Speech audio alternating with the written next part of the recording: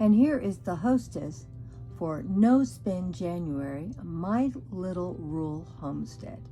She is a wonderful creator, and please go check her out. We'll be joining in on some other things from time to time, I'm sure, and some other great creators out there. We all try to come up with little ways and tips to help each other to try to live a little better and still live on less. You can do it. It's possible. I've done it. So let's get into what Grandma's talking about this week. Well, this is part 2 on how do we live as good as we live for as small as income as that we have. I've had people ask me that for years, and I'm going to tell you how we do it. These are the reasons. It isn't how much money you have coming in, it's how much money you got going out. And take it from me, I am no great money manager, and I waste tons of money. I really do. I mean, I've seen how a lot of these girls and creators can really buckle down. Now, I'm not one of those, and I want to make that clear right out of the box. But I wasn't someone that wanted to be drowning in debt either. But we did have debt at one time. And when, no, you're not even going to believe this, because I can't even believe this. When my husband lost his job, the company went it went out of business. And we were, up in age. We were, about 60 years old. So we weren't young. And we still had debt. Not a massive amount of debt like I realize some people have, but it was still a lot of debt for a small income. And my husband lost his job. And he was already 60. So was he going to go back to work? We didn't know. And we thought about it and says, we've got to buckle down and figure out how to do this. Now, keep in mind, I was still working. He was the one that went out of work. And he had an unemployment check. He wasn't on Social Security yet. He wasn't old enough. And when that happened, it's hard to believe when I'm saying this, took a $20,000 cut in pay. And we decide then, we better do something or we're going to be in bad shape. We started paying all our bills off. Yeah. Out of work and $20,000 left in pay. And we decided then, maybe we need to do something. We could have done this sooner, before we were 60 years old, but why rush to do it? And we took us 3 years. And in 3 years, we paid off every single thing we owed. I'm not going to say it was easy. We didn't go out to eat. We didn't do anything but stay home. And I worked. And we paid every single thing off, one at a time. We took the smallest bill we had, and we paid it off first. We put a little extra money on it. Then we took the next smallest bill and put all the money that we'd already been paying on the smallest bill and put it on the next bill. And so on and so on. And why did I start with the smallest bill? For I could see we were doing something. We were heading in the right direction. And it took 3 years, and we paid every single bill off. Now, the real trick to paying off a bill is now, most people are not going to do this, but this is what we did, because I am the one that has problems with credit cards. I cut each credit card up as I paid it off. And we had to learn to live on less money. And we did it somehow. Because if you don't have the money, you can't spend the money. So we just learned to live on less. Not that we were denying ourselves. We always had food in this house. If I wanted something new, I'm sure I bought it. I probably just didn't buy it very often. I wear uniforms to work, so I don't need a lot of clothes. And I always had a lot of clothes. So if you're not wearing them all the time, they don't wear out. And so I have 2 closets, wall-to-wall closets that are full of clothes. So I don't want to make it sound like I'm suffering or doing without, because I'm not. I'm doing just fine. And I started my YouTube channel 9 years ago. When I started that channel, I did not use a credit card for anything. If I needed something or wanted something, I had to have the money, I had to have the cash. So we've been working on a cash system, I don't know, 15, 16, 17 years. So we don't charge anything. If I need to buy something, I need to save the money up. I needed a new refrigerator a year or 2 ago. I went and bought a new refrigerator and paid cash, because I had managed to save up the money before my refrigerator went out and bought my new refrigerator. We have bought 4 brand new cars, and now this isn't recently, let's make that very clear. This has been over a lot of years, and paid cash.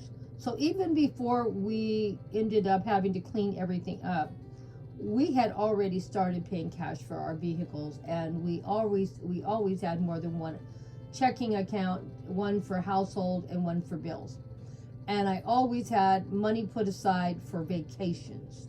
So some of the things that I do, these are things I've done most of our marriage or all of our marriage. And because the way I do save weirdly, I know compared to what some people think, I've actually got my family doing the same thing. I have one of my daughter-in-laws that does the same thing about her utilities. She pays extra every month on them, and in December she doesn't pay any utilities. And she has money for Christmas, so she doesn't charge anything either. She pays cash like I do. We don't go in debt for Christmas. And now that I'm getting older and we are looking at having more things limited, and plus my family is so big, I don't buy for everyone for Christmas. I have 8 great-grandchildren. I buy something for them nice or give them money. I do get stuff periodically through the years for birthdays and stuff, but I don't do it for everyone every year, because I would not be able to do it. It's too big of a family.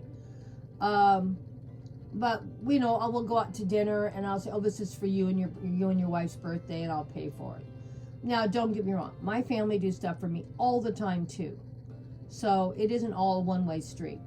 All of my family have jobs. All of my family are not asking for money.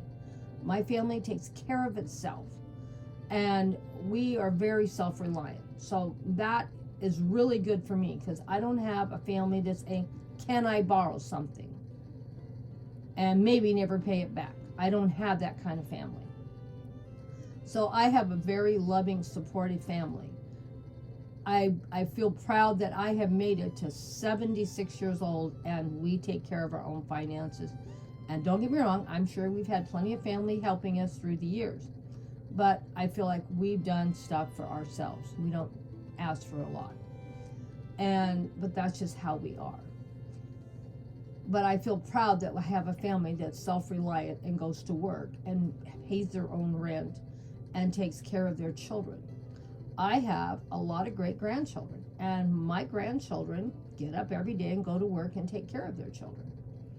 And all my great-grandkids look great, sound great, get lots of love and care from their parents, and I am so proud of all of them because of that. No one is starving to death, but we all do live on budgets. And some of our budgets are bigger than others. I have a smaller budget because I think we are the smallest income out of the whole entire family. But just because my income is small does not mean we don't live halfway nice. I have tons of food in this house. We are not lacking in food. I have a truck and a car in my driveway. So we have something to drive to go to the doctor or for me to go to work. We don't do expensive things. Even though I say that, we usually try to go on a nice vacation every year. We went on a cruise in last year, and we have a cruise booked for this coming year, that the year we're in right now. These things are always paid ahead of time. The money we're going to spend on that cruise ship, the money is already saved up before we make it.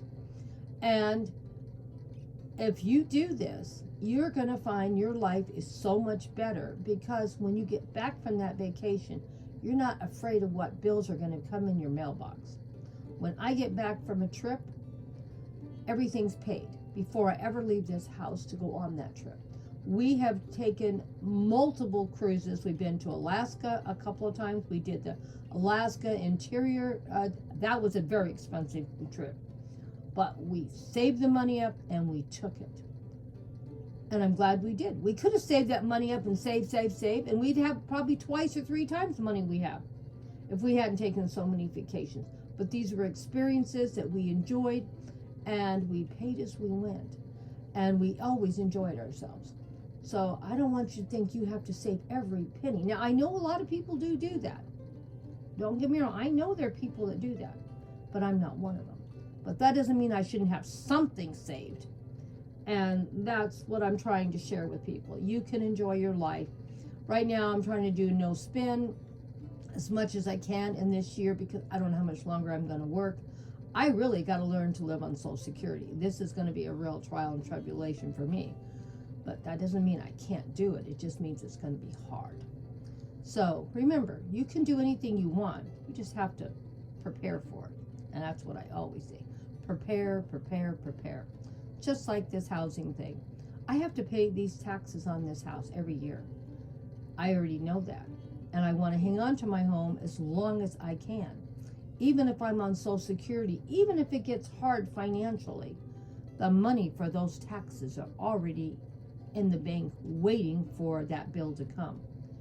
And I will tell you, that really means a lot to me. That I don't have to worry, where am I on Social Security going to come up with the money for the taxes for this house? I don't have that worry. I already have the money. The money has already been put aside for those taxes for this calendar year. I already have the money put aside for my truck and my car tax. Where do I live?